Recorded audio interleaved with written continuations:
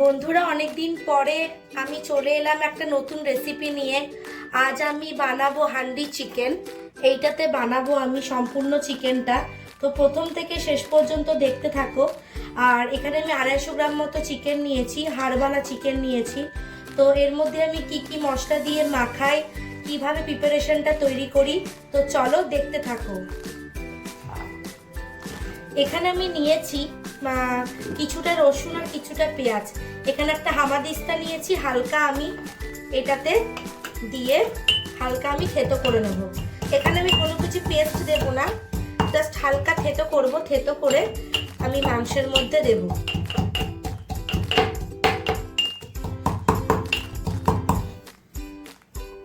রসুনটা আমার হালকা থেতো হয়ে গেছে। এখানে মাংসের মধ্যে আমি রসুনটা দিয়ে দিলাম, যাতে গোটা গোটা মুখে পড়ে। এরপরে আমি কুচু কুচু করে পেঁয়াজ কেটে রেখেছি, সেটাও আমি দিয়ে দেবো।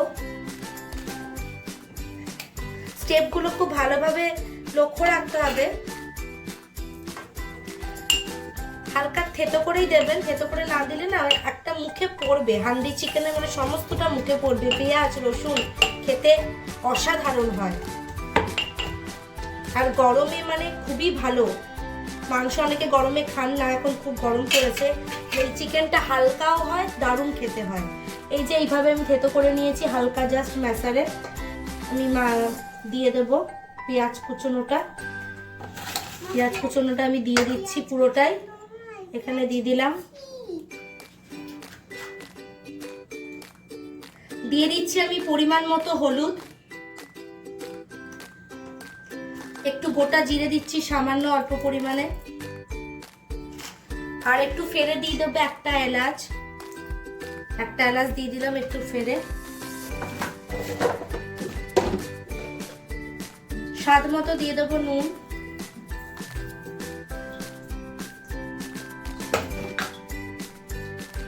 দিয়ে দেবো 1 চামচ ধনে জিরে একসাথে গুঁড়ো করা আছে, এটা ধনে জিরের গুঁড়ো একসাথে দিয়ে দিলাম। দিয়ে দেবো কাশ্মীরি মির্চ, এটা অপশনাল, এটা একটু জাস্ট কালারটা ভালো আসবে সেই কারণে আমি দিলাম। আর দিয়ে দেবো এমনি মশলা, চিকেন মশলা, চিকেন মশলা মিট মশলা যে কোনো একটা দিলেও স্বাদ লাগে। আজকে আমি এখানে চিকেন মশলাটা ইউজ করছি না, মিট মশলাটাই দিচ্ছি। আর দিয়ে দেবো হচ্ছে গরম মশলার গুঁড়ো।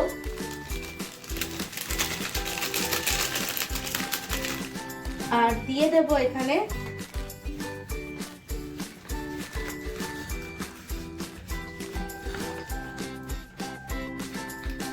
আর দেবো আমি টমেটো সস। এখানে টমেটো সসটাই দিতে হবে, টমেটো সসটা দিলে টেস্টটা ভালো। টমেটো সসটা আমার দেওয়া হয়ে গেছে। আর লাস্টে আমি দেবো হচ্ছে সর্ষের তেল। সর্ষের তেল দিয়ে দিলাম। এটাকে আমি ভালো করে মাখবো, ভালো করে এটাকে আমি মাখবো।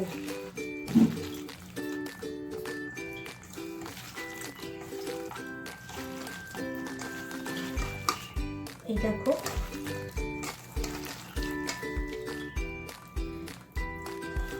এইভাবে মাখতে হবে সুন্দর করে মাংসটাতে।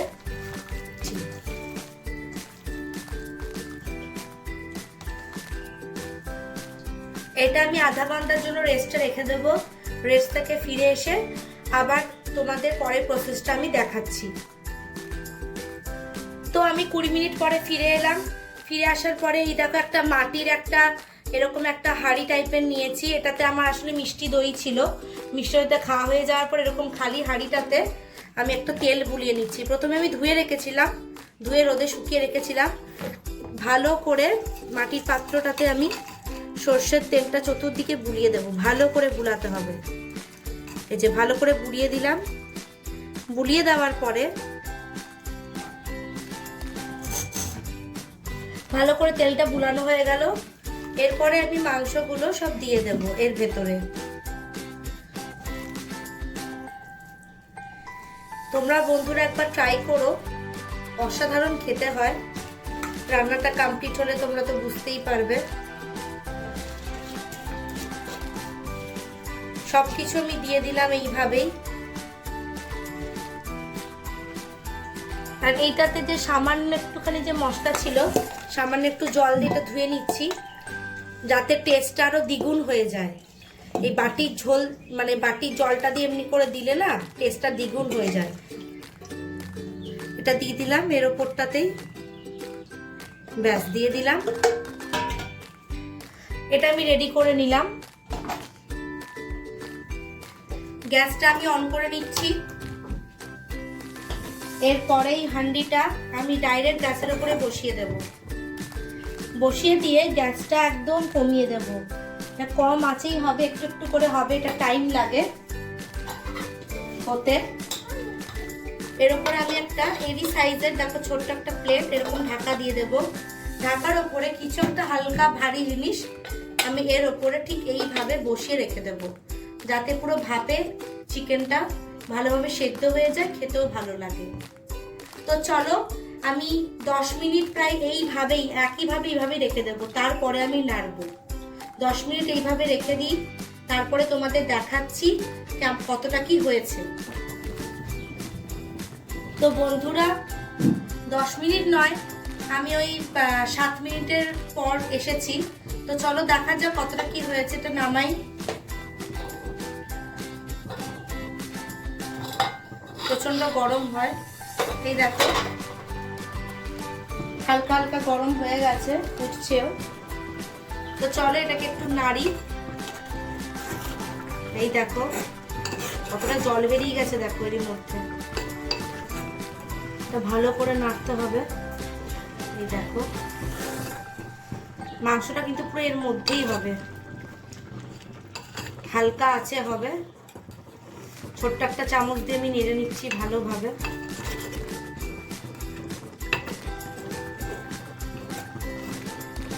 দেখো কি সুন্দর হচ্ছে মাংসটা, দেখে বুঝতেই পারছো যে কতটা সুন্দর হচ্ছে।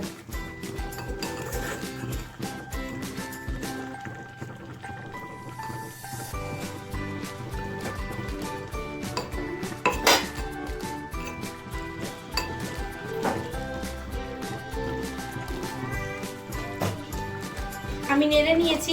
নেড়ে নেওয়ার পরে আবার ঢাকা দিয়ে দেবো। এবার আর ভারী জিনিস দেওয়ার দরকার নেই, ঢাকা দিয়ে রেখে দেবো। এটা হোক, একদম কম আছে হোক।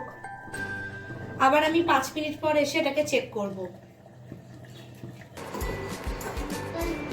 চিকেনটা চলো থালাতে ঢেলে নিই।